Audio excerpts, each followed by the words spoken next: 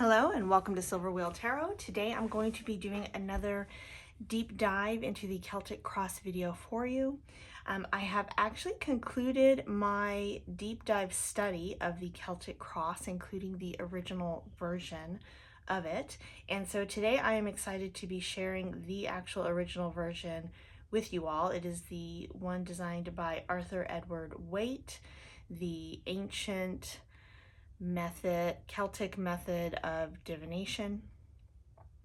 And so I'm going to be using that here today. So I have pre-laid out the cards for discussion to go over that part of the video. And I will be doing a full reading in the second half using this version of the spread. But first, I have a lot to show you all as I break down and deconstruct for you the spread and show you the magic that I have found embedded in the spread. I have been saying all through these videos how I really feel there is something more to this spread, and I do believe that I have found the magic in the spread. So we're going to go over that. So I will do a quick overview of what I found and then dive deeper into my notes as the video goes on. So without any further ado, the Celtic Cross, originally called an ancient Celtic method of divination by Waite. We have here, for starters, the Celtic Cross is actually a nickname. So that name has come across as the common name for the spread. Waite called it an ancient Celtic method of divination. And this is why I feel like there is this portion of the spread that is in a cross, but then you have the 4 cards on the right. And that always bothered me to a certain degree because I'm like, how does that row of 4 fit into the cross? Well, that's because the Celtic Cross is a nickname, and the original name, while the spread does have a cross in it, cross wasn't in the original name. So that explains why we have the row on the side here, but only the cross on the left. Now, I have placed card number 10 on the right for ease of fitting it into the frame. It would go above, but as you would see, outside of the frame. I have also lined up intentionally these 3 cards with these 3 cards. We'll get into that. In the book, the way he had it lined up in the original image was these 2 were lined up, and these 2 were kind of like the way the picture is. So you can kind of squoze it in there, but you'll see why I have them lined up here this way. Okay, so I'm kind of looking at my notes here. So we have a spread that is heavily based in the elements and their dignities. Very much influence here with the dignities as well as the elements. Okay, so what we see here is a spread that it provides a past, present, future, but it provides it for both influences and the querent. So as I read through the actual descriptions in his original spread, I could clearly see that this row here are influences, and this row here is the querent. Okay, so you have a past, present, future of the influences. You have a past, present is the significator, future of the querent. Okay, the other thing we have here is, so this entire row across, even into this last row here, are influences. We have earth, air, fire, water. Okay, so the cover's position is the influence, the significator is the querent. And then we have, for the querent, we have earth, air, fire, water. Okay, and so we have the elements there as well as we have the influences in the spread and the querent cards in the spread are elemental forces. So you have two opposing forces, elemental forces represented in the spread, and that's where we get the crossing card, which is the combined energy of both opposing elemental forces. So there's your elemental dignities as well there. So the opposing card, or the crossing card, is that opposing dignity between those two elemental forces of the querent and the influences that are present, leaving the outcome off to the side here. Okay, and yes, that forms a cross in the middle of the spread. So this spread has layers upon layers of magical significance masterfully built throughout this spread, including what I've just mentioned. It's also heavily steeped in the power of 3, which we will get further into, and I believe also the power of 9, because there are so many power of 3s present. So you have the 3 times the 3. There's so many 3s in this spread, it's unreal. I have also found indication of astrological modalities, right? So you have the significator as the cardinal sign. You have the opposing forces, which is the combined energy, as the, did I write that down right? Hold on, let me make sure I'm reading that to you correctly. Have so many pages of notes on this, it's fantastic. I believe that is actually the mutable sign, and the fixed is the outcome.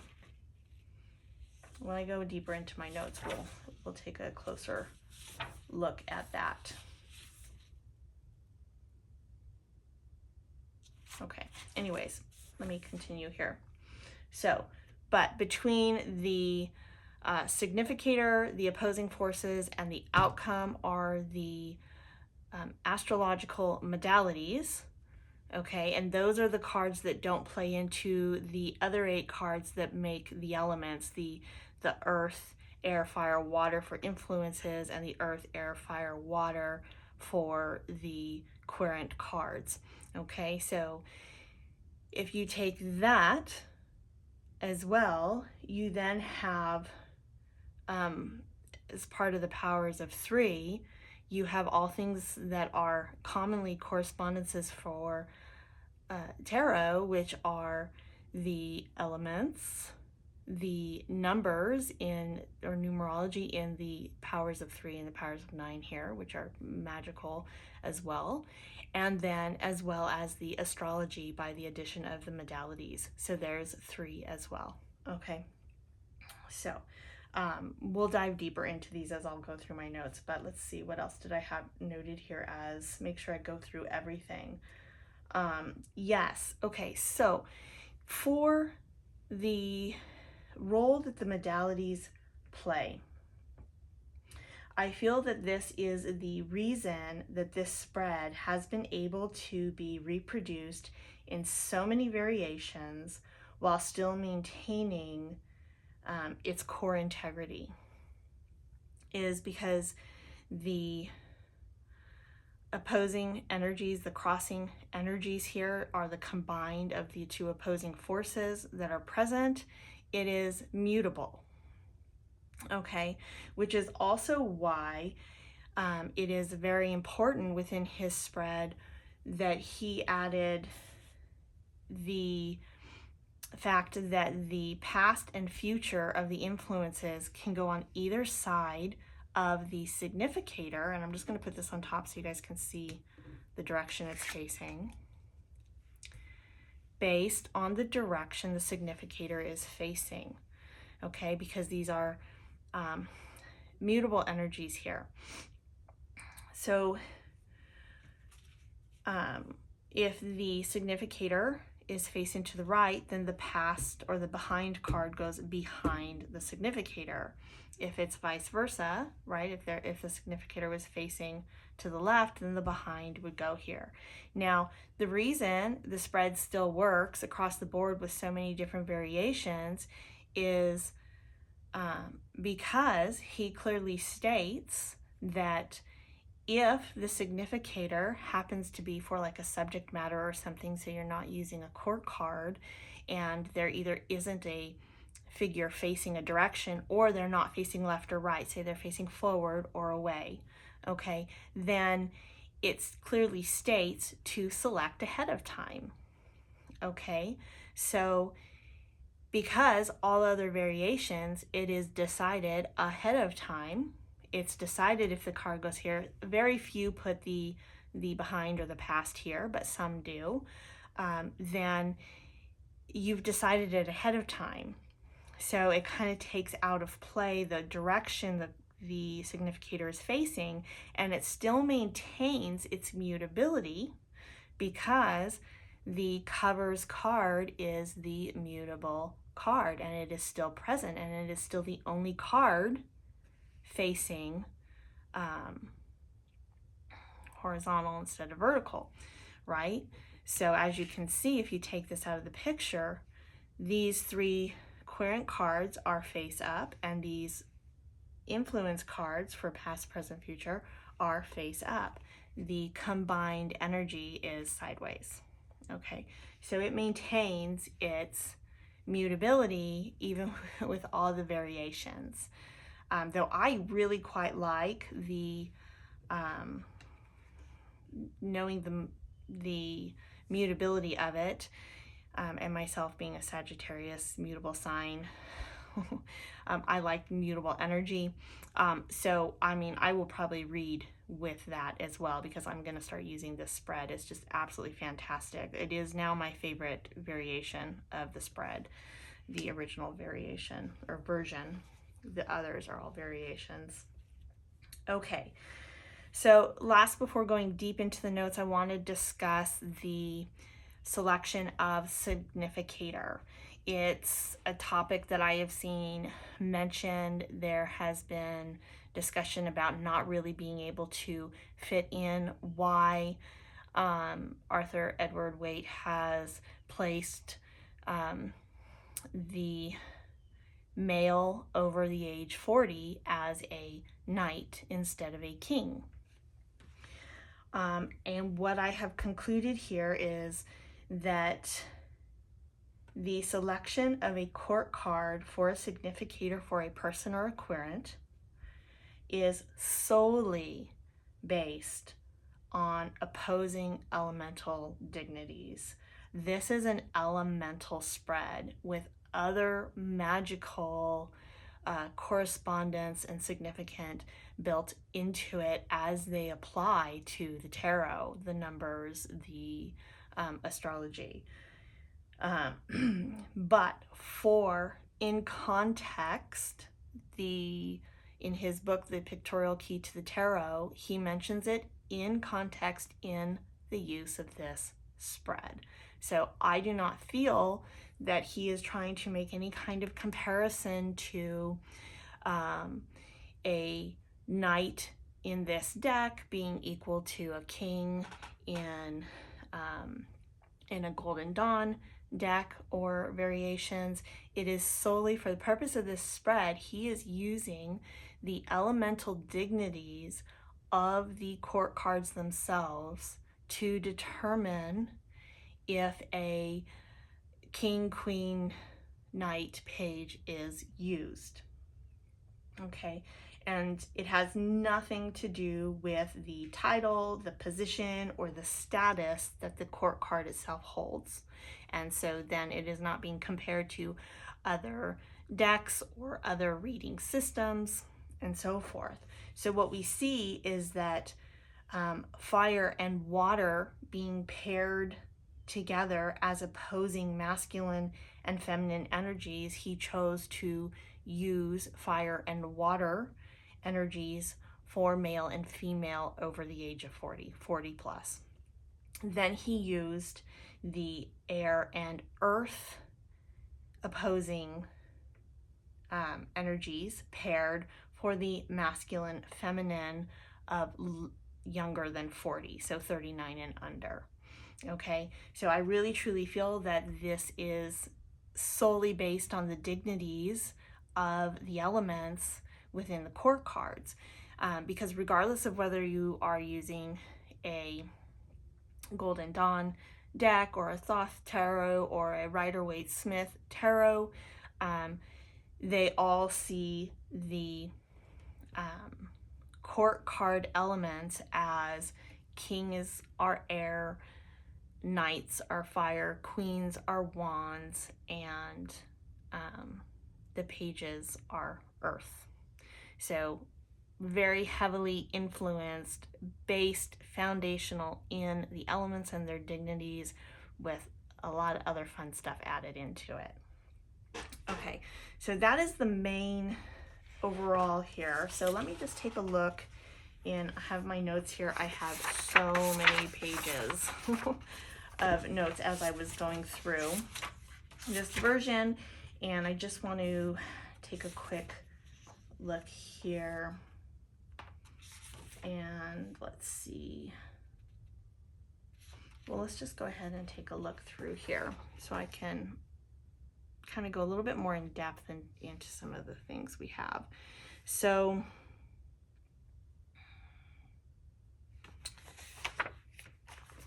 I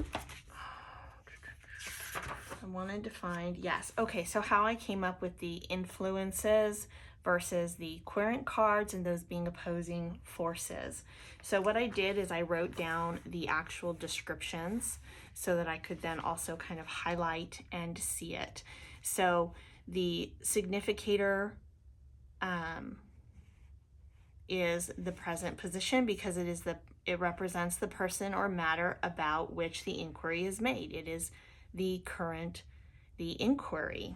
Okay, so that is the present card for the querent.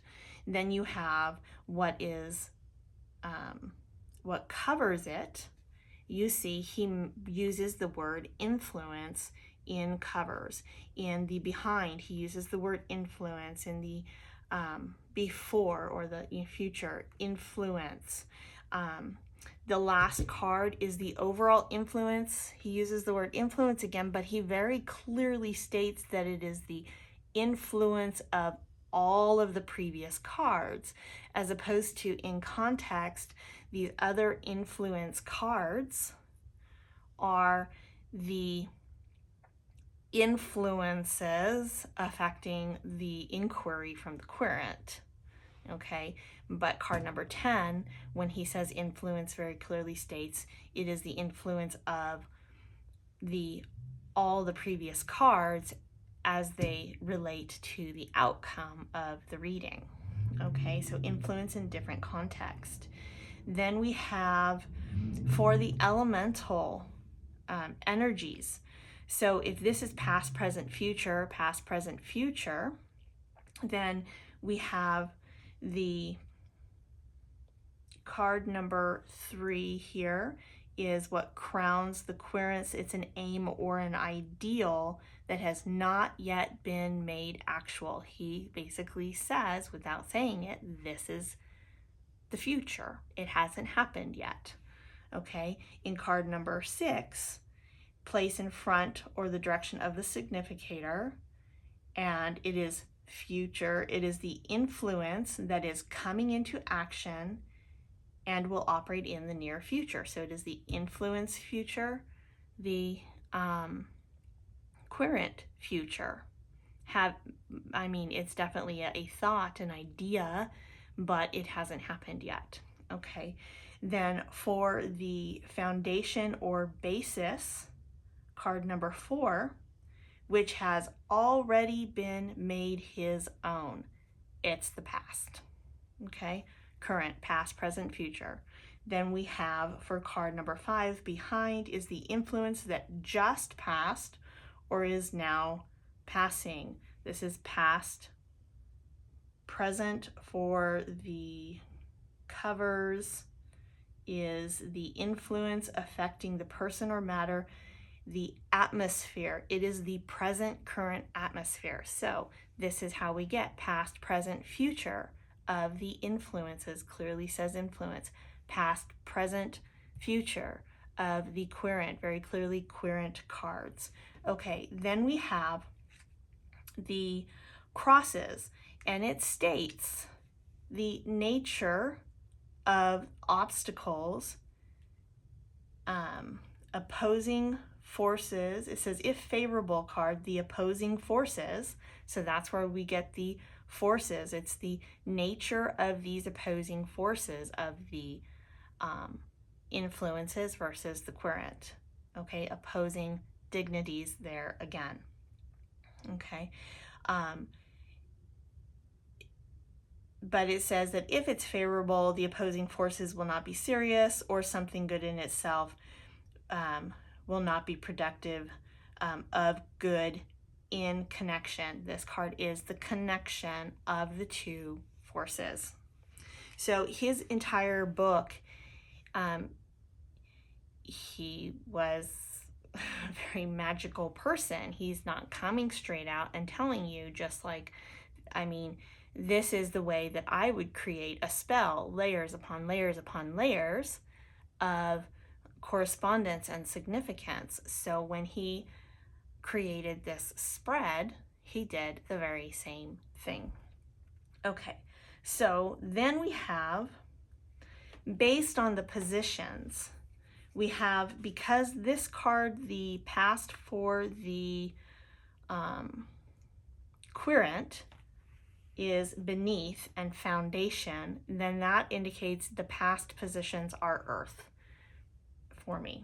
Okay, then we have the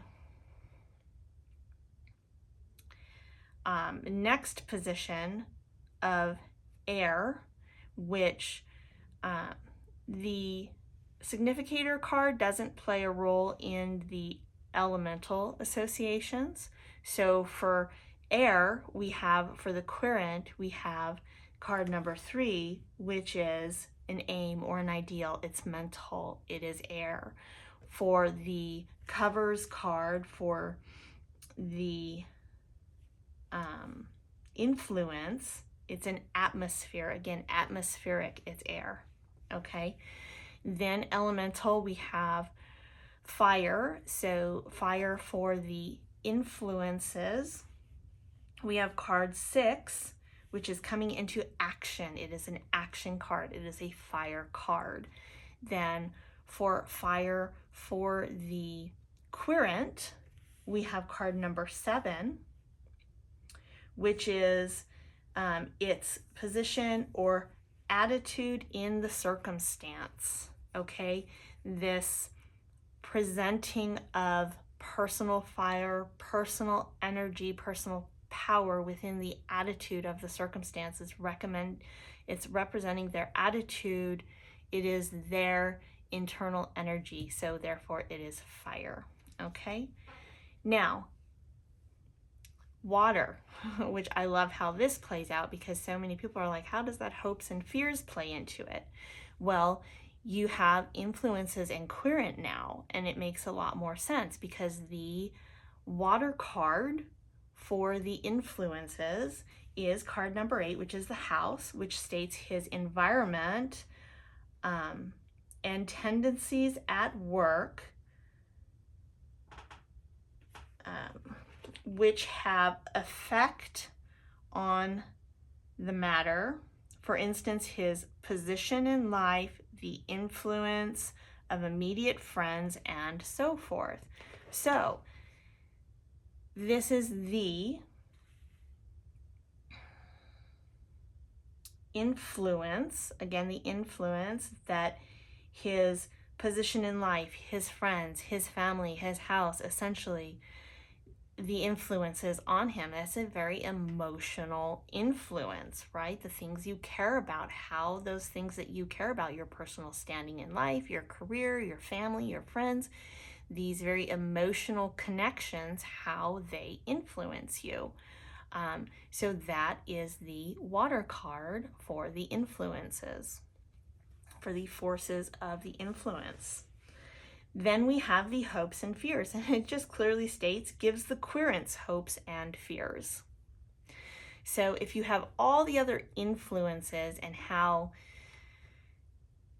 they emotionally affect the situation, the querent, then you have the querent's water card, the emotions, and it's basically, because we're dealing with opposites, the elemental dignity of opposites between the influences and the querent, you then have, as a result of the water element for the influences, that then makes the water element for the querent just the hopes and fears, right? Because of this water element, then it is just hopes or fears. What do the elemental dignities between these two, how do they affect each other? Okay, and that also brings me into the elemental dignities being one of the powers of 3, because you're using the elemental dignities to decide the which court card is going to be used as a significator. You then have the opposing elemental dignities of the influence of the elemental force of influence and the elemental force of the querent. Okay, and then you have the elemental dignities of how the cards play against each other when they're next to each other in a reading. The original thought behind the elemental dignities that everybody associates with reading elemental dignities. Does the element of this card affect the element of this card or the other card next to it? And does it make it stronger or weaker? Is it opposing? Is it, what effect does it have on it? So there is your third use of elemental dignities. So going into the elements, you have the power of 3, because you have, again, the use of just the elements, not necessarily the dignities, in selecting the significator also, because you first, if you're selecting for a person, are, yes, using the dignities to decide which court card, but then you have to figure out which suit, earth, air, fire, water, that the querent fits into. You are looking at the elements. There's the elements there. Then you have the 4 elements of the influences. That's the second elemental influence. And then you have the elemental influence of the querent. So there's your 3 of those. So you have 3s for the elements, 3s for the elemental dignities. You have 3s in past, present, future for the querent, past, present, future for the influences. And you also have essentially then, what did I see here for the other? There was a 3 here for past, present, future. Well, I guess past, present, future is 3. Past, present, future is 3. And then you have actually the whole overall outcome of the reading. What stemmed the question, the opposing factors, the outcome. You've got your past, present, future there as well. You also have 3s in the modalities. So as I stated, if you take the 4 elemental cards for the influences, 4 elemental cards for the querent, that leaves 3 cards that then have the elemental modalities assigned to them. And here's my notes on this. Okay, so the reason we have of those 3 cards that are left, we have the significator card, which is cardinal, because the significator is the initiator in the reading, right? They're initiating the reading. They're the one initiating the subject, the topic, the issue. They are the initiator. Then we have on the outcome, it is fixed, because his description of the outcome says, actually I'm calling it outcome, but he calls it what will come. I've switched it to outcome just because everything else is like a 1 or 2 word but it states final results, culmination brought about by the overall influence of all previous cards. And so it is set in stone. It is stable because it clearly states if for any reason this isn't stable, you need to do another reading using this as the significator card. And so that is why that is important, because this needs to be a fixed position. If it is not fixed, you got to do the reading again. So you would then take, if it is not a set in stone final results, a culmination, yes, this is what is going to happen, then you need to get more clarity to get that fixed position by using this as the initiator, the cardinal position as the significator to redo the reading. And then that, of course, leaves the crosses card as the mutable sign, because the mutable, it is unstable, it is instability. It is because of the opposing forces and the combined energy of them, this is the instability in this oppositional dignities at play for the forces at play within the reading. Okay.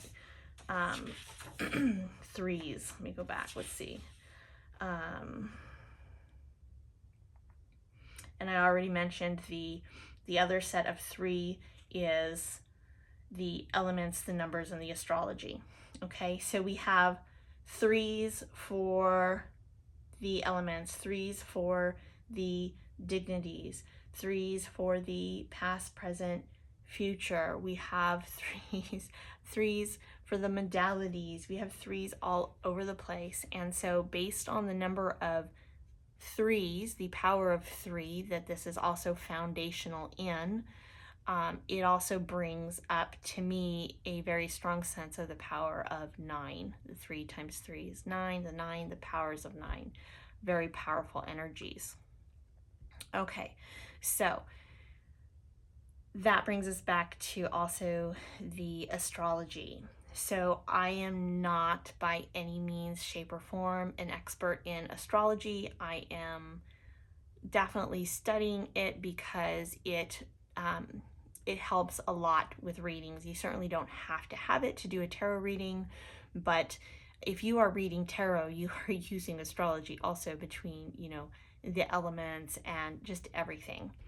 But it feels to me, I sense that aside from just the mutable signs, sorry, so many things going through my head, modalities, aside from the modalities being used, it feels to me like there is a deeper sense of astrology in the spread too, but being that I am not an expert by any means, shape, or form in astrology, I intuitively and seeing in my spirit guides are just like, I can't see it right now, but I would imagine sometime in the future, or maybe others watching this who are, maybe they can see it. I don't know. Let's see, do I have anything else I wanted to share with you guys on this amazing spread?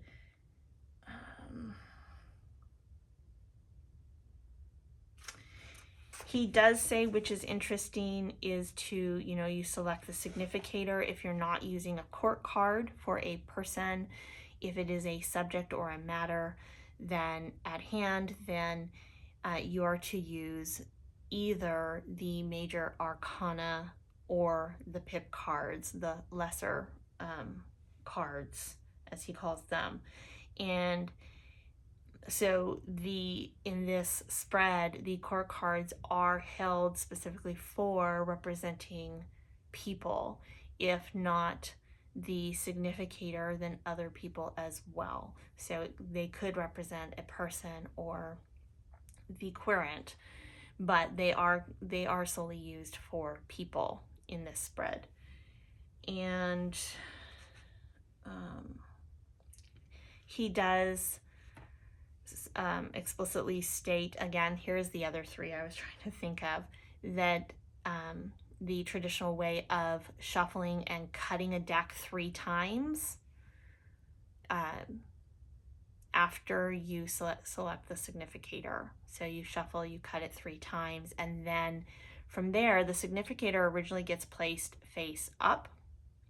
And then the other cards, he doesn't lay them out like this. He clearly states, like as in that old-fashioned, like, I guess not old-fashioned, but traditional just fortune-telling, card reading, cardomancy, right? Where you would just flip over one card at a time before spreads were even a thing, right? It would just be they'd flip over a card and then flip over another card. So very much that style of laying down the cards. You select the significator, you reshuffle the whole deck, cut it 3 times, and then you have your stack of cards like this. And as you are reading, you would then pull over the next card for the reading. And then you would just pull another card and pull another card and pull another card. So instead of laying it out, you're still going to end up with the same, if you're laying them in order, the same format, the same exact cards. So really it's up to the reader, but I think it's kind of cool. I haven't really laid cards down that way, so I'll probably give that a try. All right, so that is a lot. It's a lot, but let's see if I missed anything. I am already in the process of creating, but I didn't have it ready by the time I was doing this video, of creating this in a PDF format for my Etsy store, where you can just for $1 print it out and have all those different magical associations that I have indicated. Of course, you don't have to read like that. You could be just an intuitive reader and still use the Celtic cross. The magic in it is that the way he designed, I really believe that the way he designed this spread, almost in the fashion of a spell, it's very magical, is why it has stood the test of time. It is so powerful, and so prominent in all different types of readers, whether they use tarot magically or psychologically, or if they are just straight up intuitive off of the pictures, general guidance, whatever style of reading you do, or if like me you like to tap into all of it, the spread works and all the different variations work. And I feel like the reason for that is because of the way he magically created the spread. So whether you're using it in a magical way or not, doesn't matter. It's still going to stand the test of time for that reason. Okay, and I think that is it. I believe I have covered everything. The other thought, I did have another thought on the elements and the 3 cards that were left, that as well as them representing modalities, they also represent the element of spirit as well, because you have the spirit of the current, the outcome, the opposing forces, the energies at play. It's very much an energy of spirit. So again, steeping it even more into not just the 4 elements, but if you're magically speaking 5 elements, you add that element of spirit.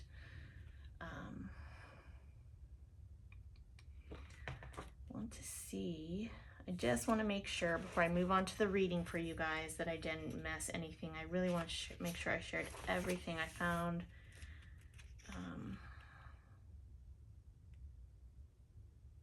It's truly a complex masterpiece that is just very simple and easy to use. It's like reading time, right? You don't have to know how the clock is built and how it works to read time. You just know how to read time, and that is what the spread is. You are reading the time. You are reading the message that comes through for you. Ironically, all my previous employers used to really get at me because they used to view it as a negative, that they're like, April, you always want to know how the clock works before you read the time. Just read the time. And I'm like, no, I want to know how it works. So it is that tearing things down, I think, that has really helped me be able to see this in the spread. And it's also that I don't really view time linear. I can follow instructions from A to Z, from 1 to 10, go through the steps, but my view of time and the way I look at things and the way I think about things, it's very layered and circular, and it's like I bounce all over the place. Okay, but it's not really so much multitasking. It is just literally, it's the way that I view time, and it's the way that I process the information.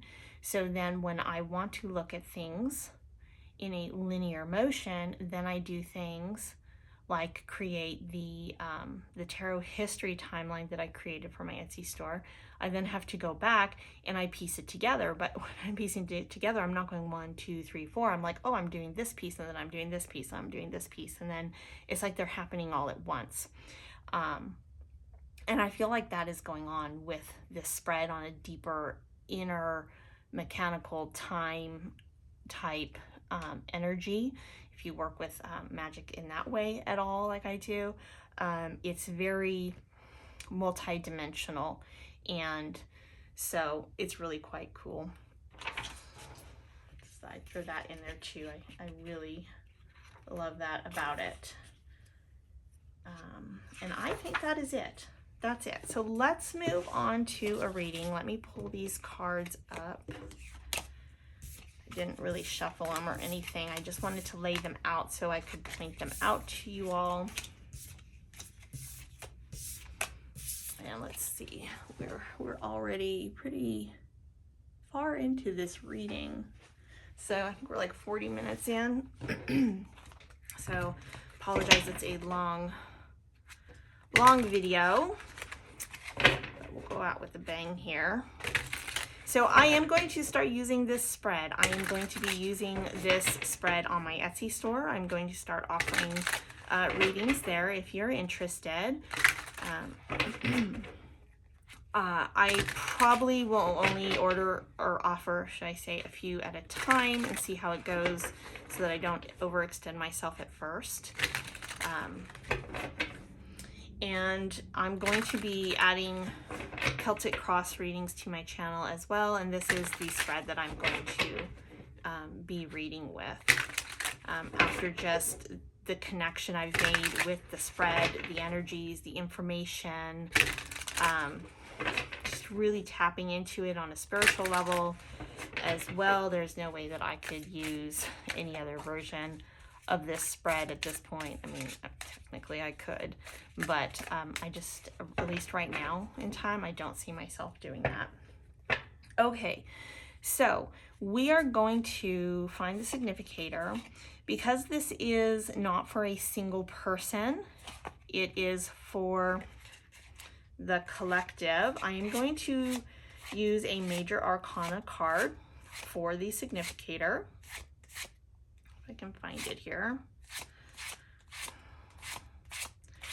And the question I am going to, or statement or question that we're going to be looking into for this reading is how to reclaim your personal power. And I thought that would be fun just because I want to use the Magician as the significator as well, because it's very, you know, all the elements in there, and the Magician and this spread. I mean, it's just, I mean, how could I not use the Magician as the significator? It's the Shaman in this deck. I knew it was named something else. I mean, how could I just not use the Magician card for the significator for the first reading that I do here on the channel? Okay, so let me just give it a real good shuffle to ground and center my energy. It's the energy of this, of just the spread itself and reading into it, it's very up for me. I need to ground myself just a little bit here. Actually, let me take a sip of water.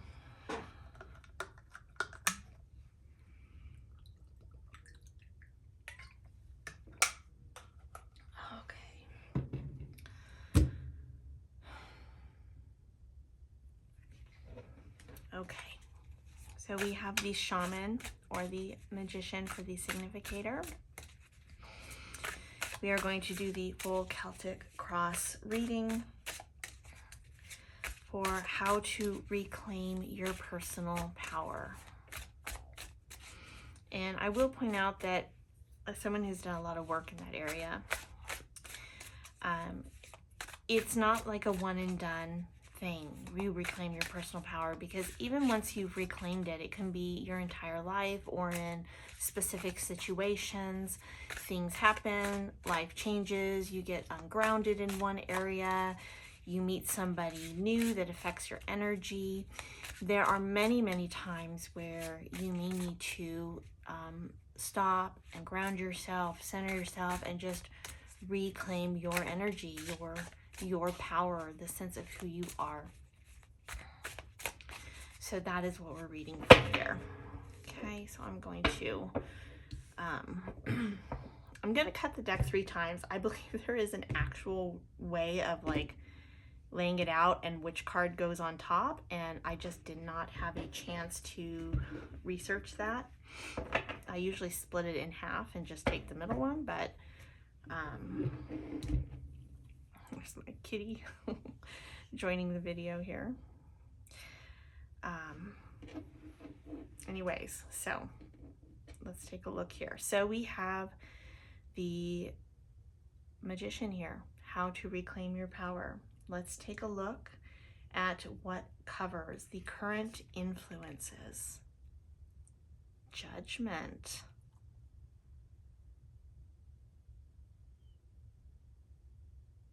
You are essentially, the influences are this energy of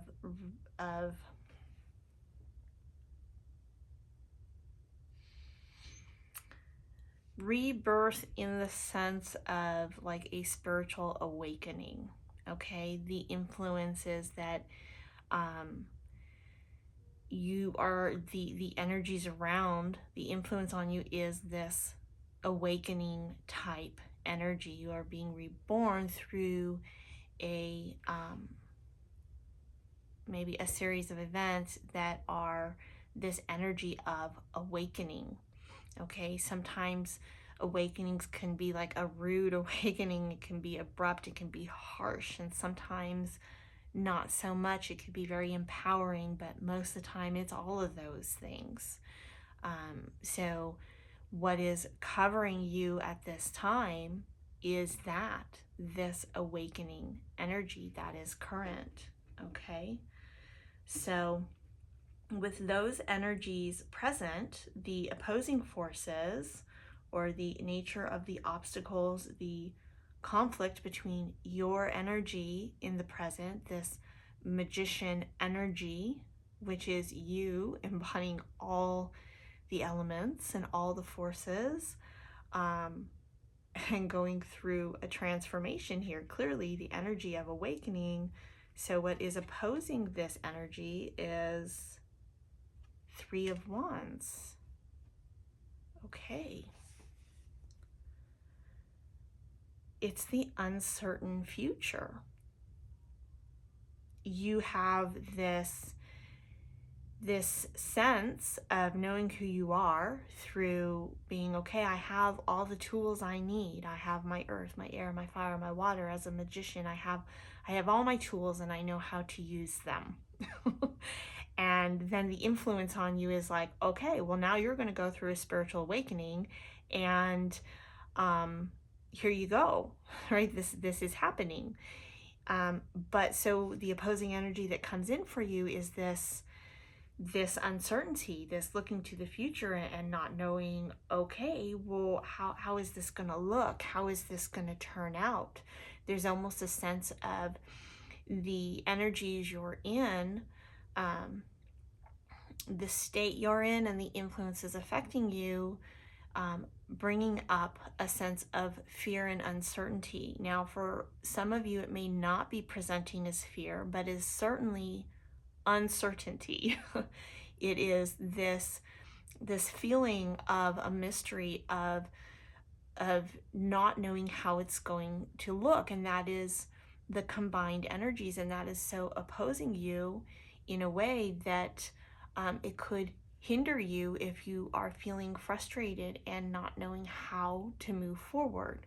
Okay, but the beauty is probably also in the mystery, in that oppositional energy that has come just from the nature of what's going on here.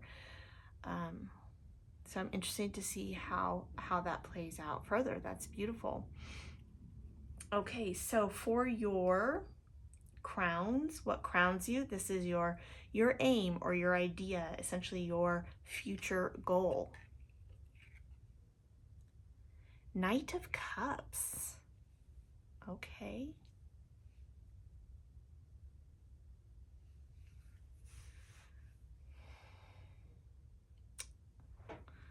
So there's this sense of wanting to love what you do. This idea, this aim you have is to love life, to essentially be rescued from this white polar bear down here. I probably should pull the cards up so you guys can see them better. One, a sense of standing in your power and not needing to be rescued. But two, you essentially rescuing yourself through this Knight of Wands, through going through this transformation, and basically rescuing yourself from what you view as your previous life path as just a horrible end. I mean, you don't want to get got by a white polar bear, right? I mean, that wouldn't be good. So it is this idea, this sense, this longing for you being your own knight in shining armor and coming in and having a sense of love and enjoyment for everything that is your existence. Okay, that is what you're hoping for. So in a sense, beautifully, it doesn't really matter that you don't know the exact outcome, okay? That it brings up this, what is it going to look like? We don't know. This mystery here, this uncertainty. To a certain degree, uncertainty is okay as long as you are still firm and holding this view of your future as whatever it looks like, it's this outcome you want. You being self-sufficient, empowered, basically being your own knight in shining armor, and there's a word I'm looking for that's not coming to me, but it essentially is this loving who you are, loving what you do, loving other people, loving the people around you, loving life. Joy and love for life. That's your goal. You want that. Whatever it looks like, that would be the positive way to deal with this opposing energy, is that it doesn't matter what it looks like, as long as it is that. It is this sense of love, pure love in your life for everything. Okay. Card number 4, what is beneath you? So this is your foundation or basis, what has already passed, your past experiences.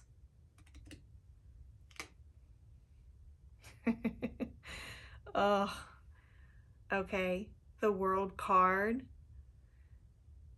the universe. This is one of my favorite world cards with the universe here. It also very much reminds me of the Death card in the Light Seers Tarot, which also gives me a very similar energy. It is this transformation, death and rebirth, the ending of a cycle, which we are seeing with the magician, with the influence of an awakening, right? A spiritual awakening. So in your past, you've completed a cycle. You have completely finished being your old self. You are in an in-between place right now, right? This is your past. Your future is, this is what I want from life. This is what I want my life to look like. And your current is you being this magician, just standing there like, I know I have all the tools I need. I have everything I need. I am sufficient in myself as I am. External help is great, but I can do this on my own. I have everything I need within me as a person. It is this great level of personal growth to be to that you almost can't not go through an awakening at this point, because that you achieved that. You've done it. It has to happen. This awakening is going to happen. Beautiful. Okay, so now wait, what direction is our... Okay, so our significator is looking to the left, so we are going to place our behind to the right here. Another thing you can do if you're going to start using this reading or this spread is, I've decided ahead of time, if the card isn't facing left or right, then if it's facing away, it's going towards the future, it would be facing right. If it is facing towards you, then it is past. So you can just decide that ahead of time, or you can decide it when you start the reading. Okay, behind, sorry, a lot of talking. Past or just now passing influence. Oh, Five of Pentacles. Yeah, that's a tough one. Tough because you're going through an awakening in the present, in the current. You are in the middle of it, okay? You've completed a cycle. You want your life to be filled with love. Like, that's your goal. I want to love who I am, what I do, how I make my money, how I take care of my family, whatever your main goal is in life right now, or everything, right? So finances can play a big role in that type of shift. And I am definitely reading this Five of Pentacles, not just material world, but specifically finances.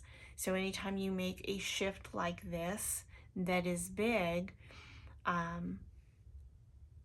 your finances can play a role in it, whether that is this is in the past position. So there was some sort of shift or change that happened that also affects your finances, where you probably have to trust the divine at this time, source, the creator, that things are going to work out. There is this sense of having to trust the mystery with relation to your finances.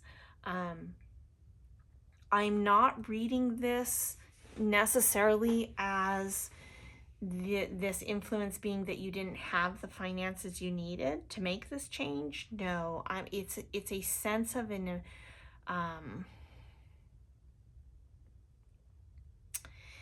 it's a sense of,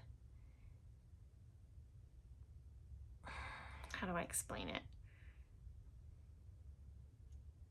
It's an experience that you have gone through a reality check of maybe having to reevaluate your finances in order to achieve the goals that you want to achieve.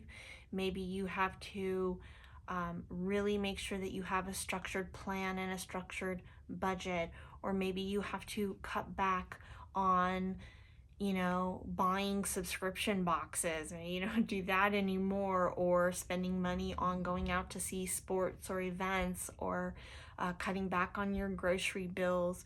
Whatever it is, there was this constraint that happened, that had to happen, so that you would have what you needed.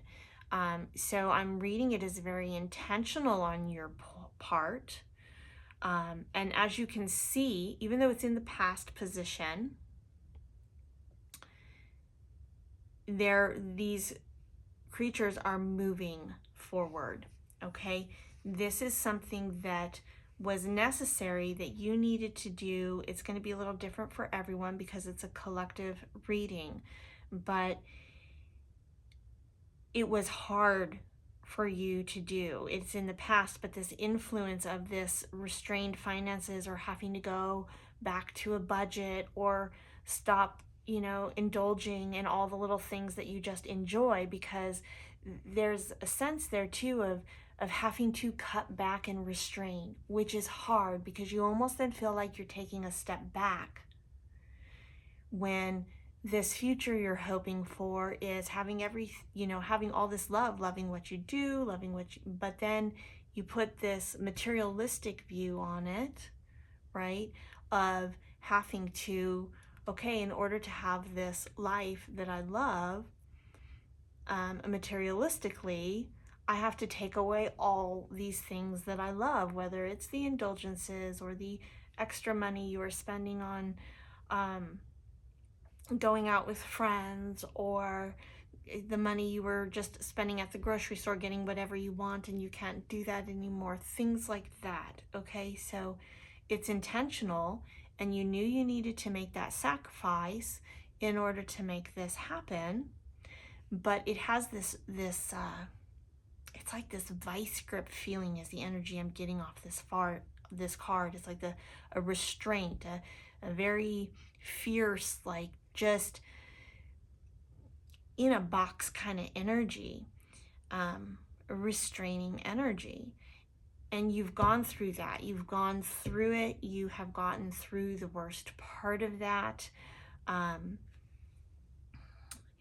It is, you are already in the current. This is something that would have passed already. So you're already in alignment with achieving your goals. You know, you figured it out. You found a way to do it, to get through it.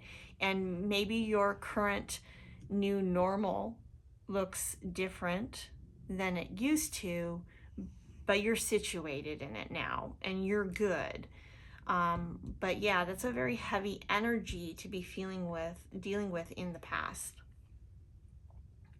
And something I forgot to mention, I knew there was going to be something when I was going over the reading, is because of the mutability of these two, the elements change. I'm definitely viewing the past as an earth energy, either position it's in. So this is an earth energy, and whether it's on the left or the right, it's an earth energy for the past. I just automatically was assuming that the past is on the left. That's usually how I read.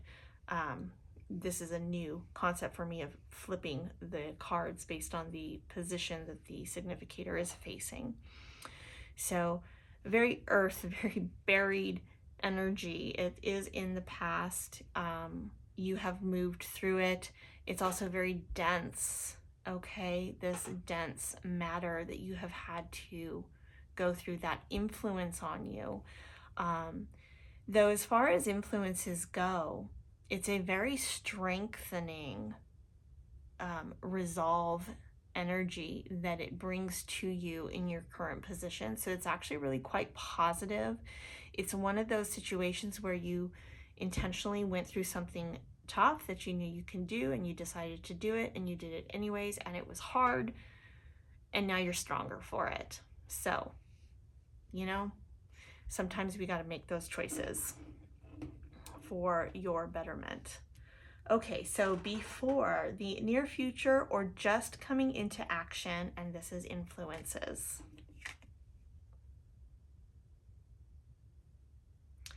Seven of Swords. Oh, okay.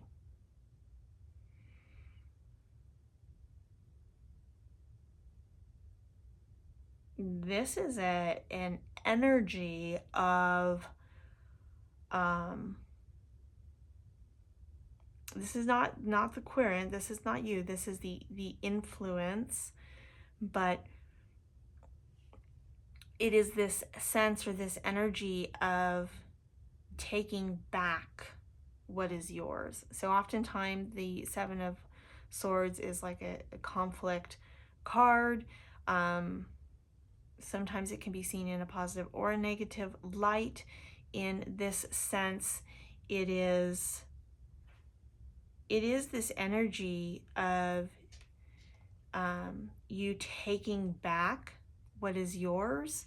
And so as an influence, that there's a need for this.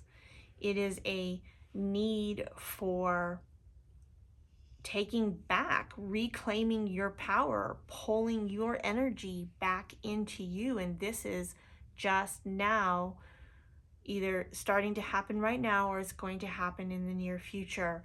And this is going to have a pretty heavy influence on you, probably in a very positive light, but it also being a card that comes with some conflict can not always feel good. So though the flowers are really sticking out to me, and I feel like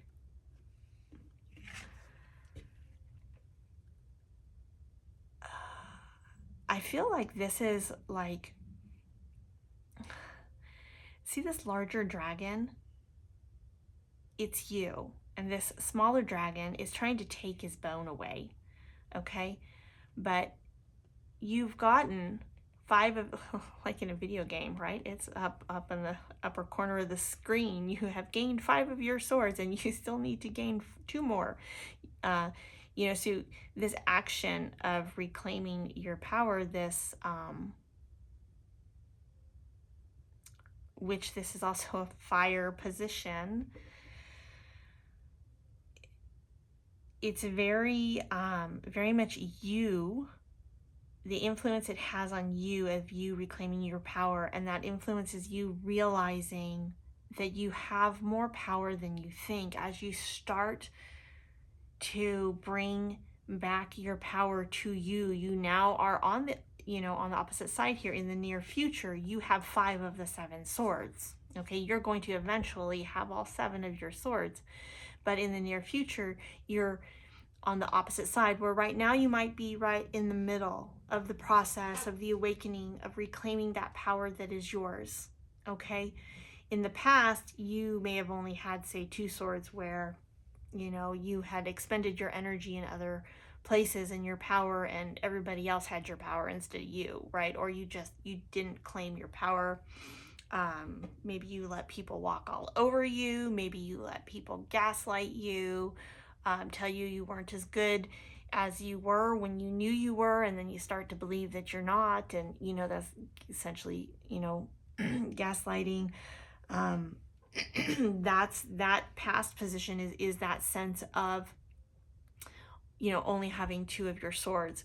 And in the present, you know, maybe you're right in the middle, but in the future here, in the near future, you have 5 of your swords, and you're starting to realize the power you have, this influence of that experience, of you realizing your power. And as you realize your power and how much control you have over your power, and that you can call your power back, is very empowering. So this influence is, while there might be some conflict and some struggle as you are learning how to do that, to pull your power back to you, it's also very, very empowering and encouraging and hopeful. And you are only getting this experience of going through that, you are going to get stronger and stronger and stronger. Okay. All right. So card number 7, the Self. Basically the querent, or you, the position or attitude in the circumstances, your overall condition, and this is also a fire card. So this is you. This is your energy that you are bringing to the situation. 3 of Cups. I love it. That it doesn't, honestly, it doesn't get much better than that in this reading, because you are going through a process. You're not in this space of, like, say right now, the Sun card, where you have everything and everything's wonderful and you have your happy ending. No, you're in the middle. Your current state is literally in the middle of this awakening and this transformation. But being that your goal is to love who you are, your career, your life, your everything, to just have a life you love that suits you, that fits you, who you are, for all your quirks and all your things that make you different and an individual and stand out from others, learning to embrace that life you want, to be in a 3 of Cups. This is you in harmony with your personal self, your soul in a body, you as a person, your mundane self, with your higher self, and with source. Okay, that's what I'm reading as the 3 dragons here, is you, your day-to-day life, you, your ego, essentially, your higher self and spirit, depending on your beliefs and how you look at that. But essentially, that is what we have here. There's this harmony of dancing within these energies of love and joy and hopefulness, being in alignment with who you are. And that is the passion and the fire that you are bringing into this situation, and that is your attitude. And that is fantastic, because not even having pulled out the other cards yet, that right there is going to bring you to a very positive result, because you are in alignment with who you are. And so the goals you have are therefore then going to be in alignment with who you are. This want and need to love your life and have it fit you, the true you, not what other people have projected onto you, right? We're past that. You have grown to this point, gone through this whole cycle of discovering who you are, and growth and development, and being, okay, I have everything I need now, but now I want to completely pull my power back, reclaim my power, and live a life that is truly me. Okay, and that just coming to mind, so I'll share it. It can be very shocking to people around you as well, because in a blink of an eye, seemingly to them, though this has been a whole thing, right? This has not been a quick transformation here. To others, it might look like you're changing in a blink of an eye, or like what happened, what changed. But in reality, this is you coming into who you are and shedding off all the other influences, all the other projections,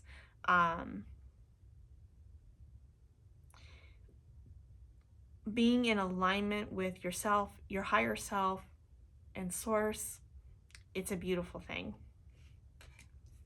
It's like, it's a done deal. It's like a guarantee to me.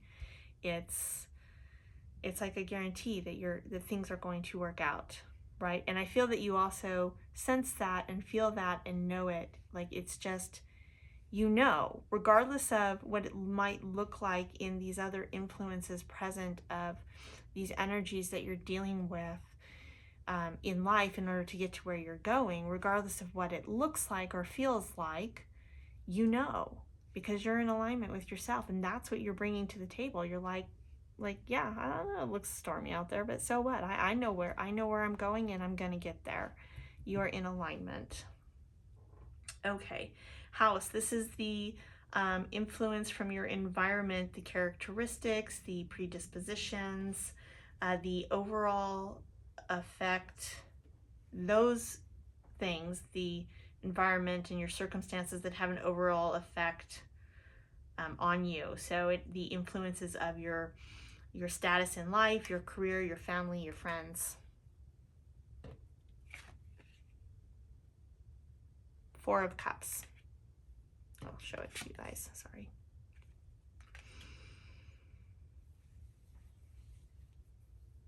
That's kind of a tough energy. It's not bad, but it can be a little tough.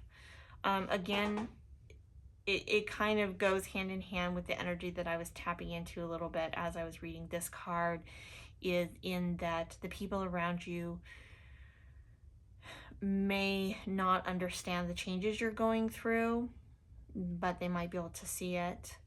But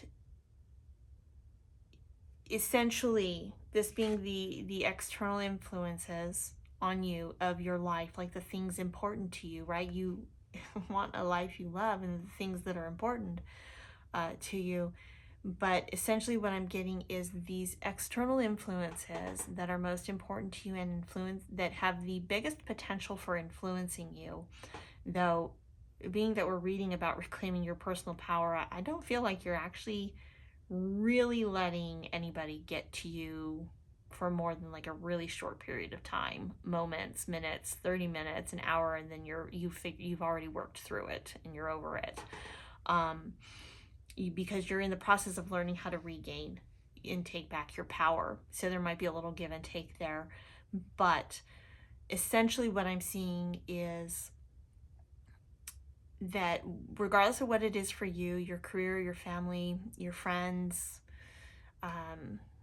maybe a social standing that you have, that they're all looking at you like, what's going on? These energies, or this energy, could be multiple for some of you, or it could be one thing, are all looking at the Three Cups, feeling like what is this person doing? This is not, it's not a lack of support, but it's not a full support either. They're not looking at that fourth cup, at the hopes and the dreams. They can't see this knight in shining armor that you are being for yourself, and that cup filled with your life being everything you want it to be. They can't see that cup, okay? They are not you.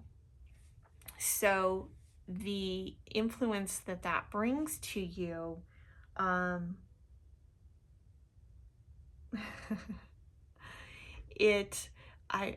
what it's bringing to mind right now is amazing, which is why I'm laughing.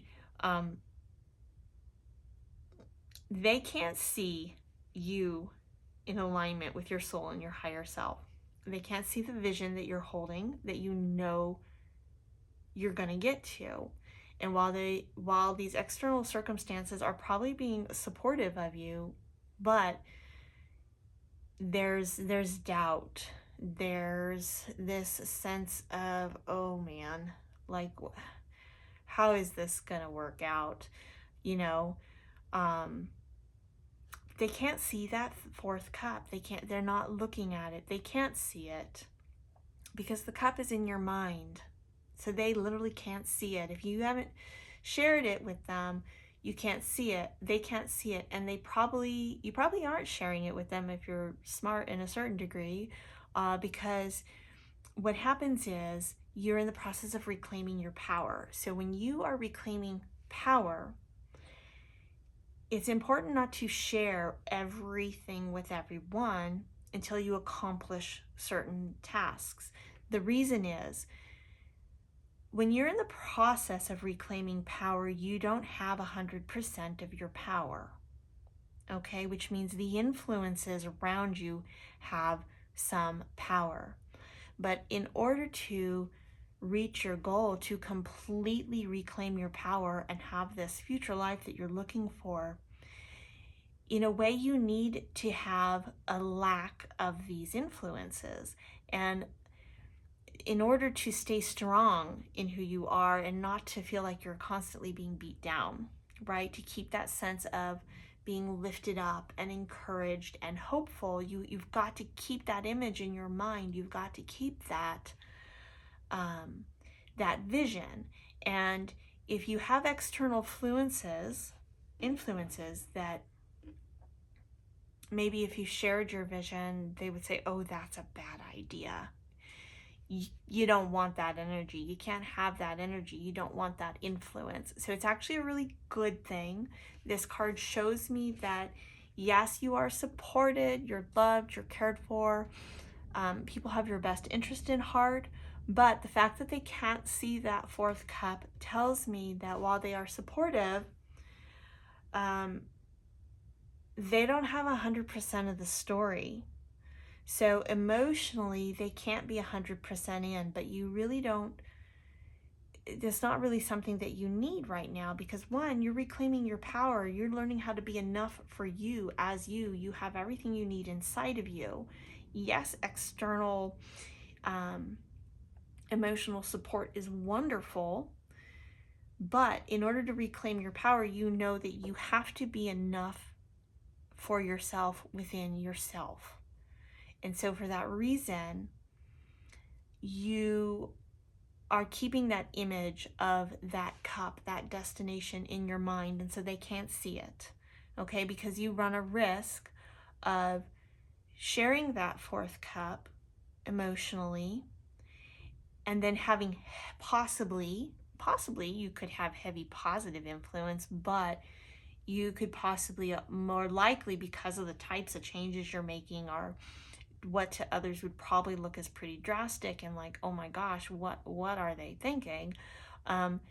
You just don't even want that energy. You don't want that energy out there of them even thinking these thoughts or speaking that type of, you don't want to have to deal with that energy, right? You need to stay focused on your goal. And this also, the beauty of it that was making me laugh is the fact that you're doing that. Essentially, it's a very hermit energy. You are intentionally going inward and keeping things inward, and not relying on these external influences to guide your path. And that is going to make you so much stronger. And that is just going to speed up you pulling back all of your power, reclaiming your power, right? Which is the goal here. That's what we want to know with what we're asking. Okay, so what are your hopes and fears? Hopes or fears. So the card name, which is kind of funny too, I don't know why they listed it this way, is hopes and fears, yet the description of it is hopes or fears. So again, I don't think Arthur Edward Waite did anything accidentally at all. I don't think he did anything accidental at all. So why the title is hopes and fears and the description is hopes or fears, I haven't quite figured that one out yet, but there's a reason for it. I'm sure of it. Hopes or fears. 8 of Pentacles. Interesting. Let me sit with this energy for a minute. So this is your emotional energy, right? This is the water card.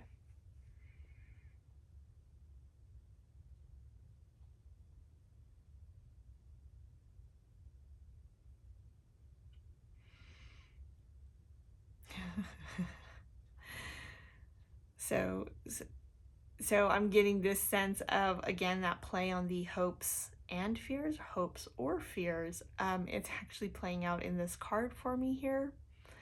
The energy is this sense of it's one or it's the other or it's both. It could be any 3 of those. That's why it's labeled that way. It can be both, or it can be either or, 3 options. And ironically here in this card here, when I see this dragon looking at the coin, the work he's working on and doing is very much a sense of, I imagine this dragon looking at this coin going, is this going to be enough? Yeah, it is going to be enough. I know it's going to be enough. It's like this internal emotional dialogue that's like Is it enough? Oh, absolutely, it's going to be enough. It's like having both sides of the coin, and you're like, yes, yes. Part of me is like, is this going to be enough? But the other part of me is like going, yeah, absolutely. I'm doing everything I need to do. There's nothing more that could be done. Is the energy here? So yeah, that is the energy we have here. Your hopes or fears, or your hopes and fears. It's both. It's either or. It's all of the above. It's shifting, it's changing, it's moving, but you always come back around to the fact that you're in alignment here. Is that you're more hopeful than you are worried that it's not going to be enough. It's just that pragmatic part of you, or the ego speaking. Okay, so then we have ego and soul, right? So you have the ego.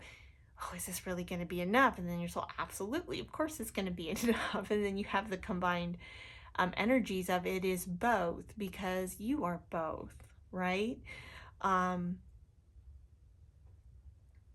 But the sense I get here is that you've already decided, even though you know that both of those energies are present within you and they are opposing each other, they can't oppose in a sense, because you've already decided, well, the side of me that says this is going to happen, it's the one that gets all the control. So emotionally speaking, regardless of what happens, I'm going to choose to be optimistic instead of pessimistic, because the optimism gets to have the reins regardless. So I know both aspects are in me, is like the energy that this card is saying. But regardless, I am staying hopeful. So you have this very perseverance, determined, positive energy, these hopes that are moving you forward. You know, and you are refusing emotionally to entertain otherwise. Yet another reason why you would intentionally not overshare with everyone closest to you, because you know you have this dualistic emotional aspect in yourself, but you have a sense of emotional maturity now, that you can decide and you say, guess what? No matter what, I'm staying hopeful. So you're not even going to allow any influence in, right? You're already still in the process of pulling your power back. You're not going to allow anything else in that could potentially make that more challenging. You won't even entertain the doubts in your mind. If a doubt pops into your mind and into your heart, then, because this is an emotion space, but oftentimes those emotions get opened up because we allow it in through our mind, and it works its way into our heart. You are just resolute. You're like, nope, I'm not entertaining that.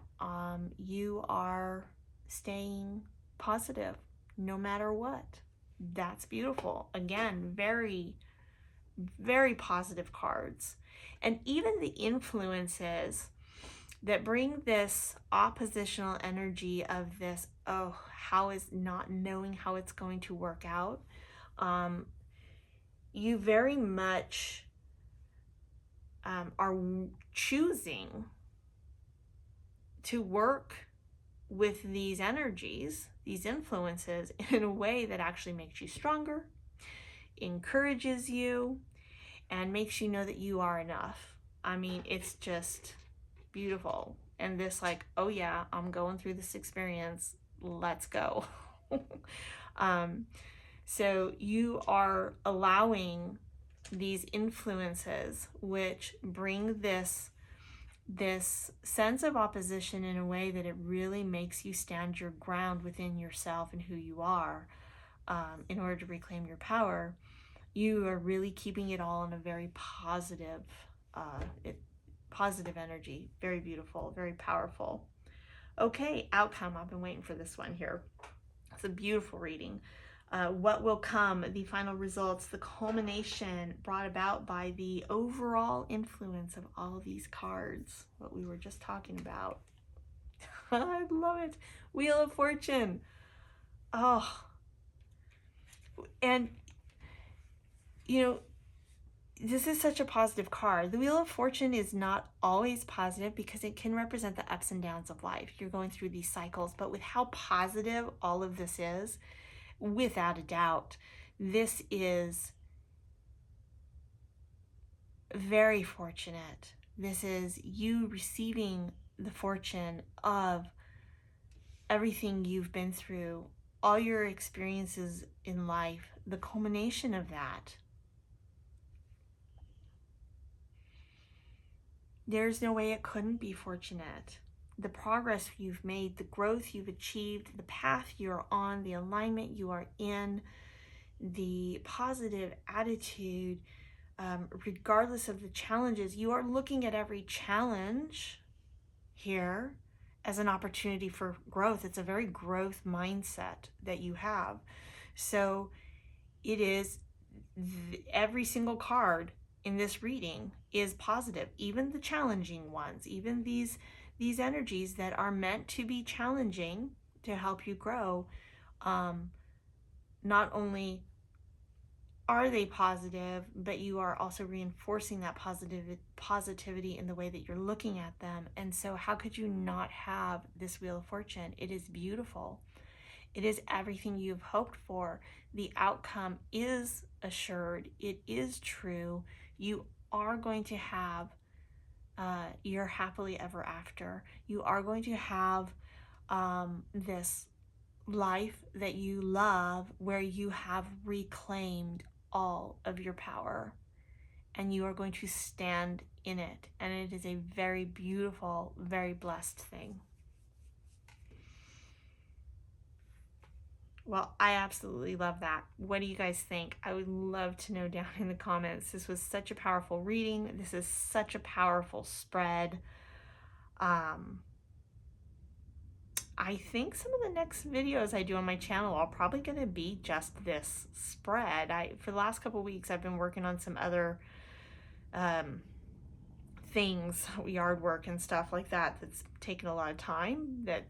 So I haven't done a ton of readings, as many, maybe one a week, but I think I'm going to start picking up the readings again, and I'm going to do a bunch of this because this spread is just fantastic, and I kind of want to use it some more. I've always loved the Celtic cross, but this original version with the deeper magical understanding of it, it is such a powerful spread. So if you've made it to the end, thank you, because it's a very long video.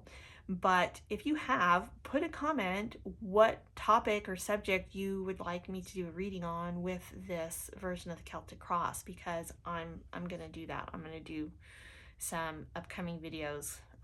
Are probably going to mostly be this reading for a little bit. So, all right, thank you for watching, and until next time, be blessed.